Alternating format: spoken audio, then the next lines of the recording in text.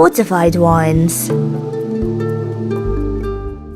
Fortified wines are called this because spirit is added to them to prolong their preservation over time. The alcohol content is increased up to about 18% volume.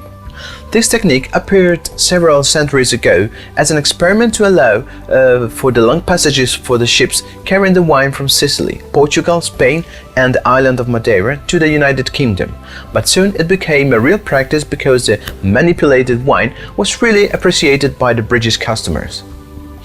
For this reason, even nowadays the British are the main consumers of this specific type of wine. In fact, most of the famous wineries producing these wines carry an English name.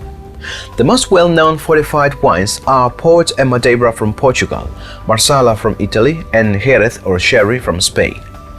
Fortified wines are also often called meditation wines for the possibility to drink them after a meal without the need to pair them with a specific dish, and they could be drunk just like brandy or whiskey, perhaps while reading a good book.